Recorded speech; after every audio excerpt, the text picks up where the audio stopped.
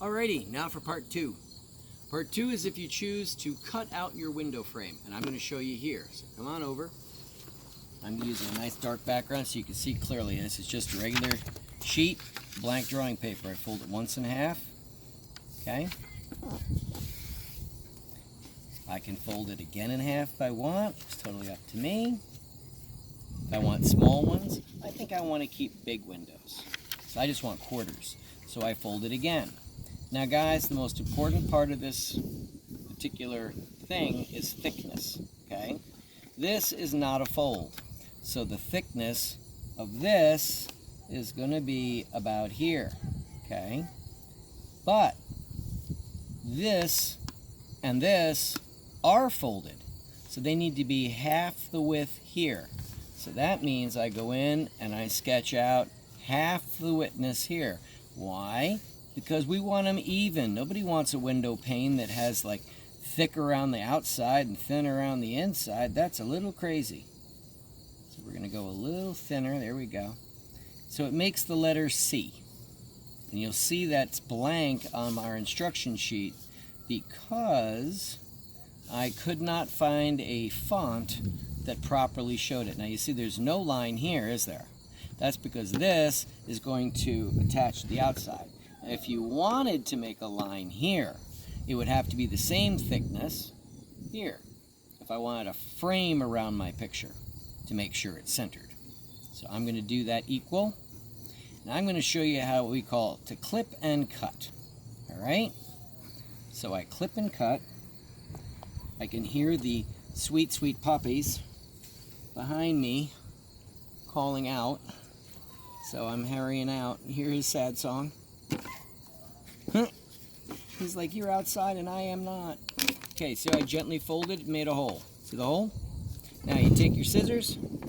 We're going to, don't you even think it, now the wind's picking up. We're going to cut right around here. And then I'm going to cut here.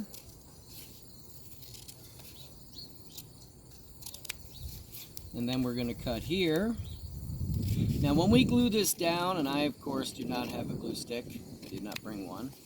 But when we glue this down, you got to be careful when you gently glue it, but you're going to glue on the pencil side.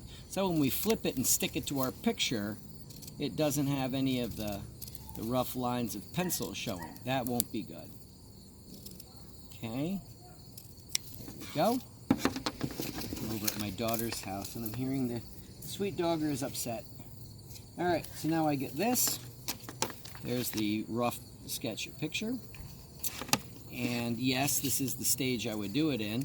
I would open it up, and why look, they're nice and even when we unfold them, just like I told you they would be. Okay, nice and even.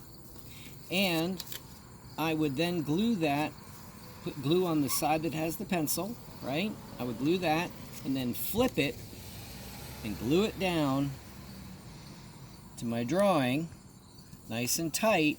And then after it's been glued down nice and tight, I can go in and put the mortars in like that, because remember we're pretending this is glued down nice and smooth. And then I just begin to shade in my work.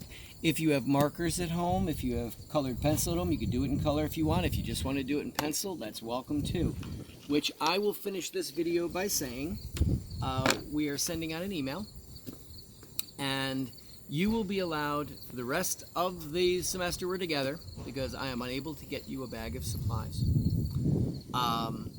It's just not possible at this time. That I will include a supply list. All right, I'll post that on our weekly run. For this project, you will only need pencil and paper, but the supply list, you don't have to get all of it at once, but you do want to, each project I'll post, this is the materials we're using, and I'll do that a week prior, and that way you can buy the materials as they come. All right?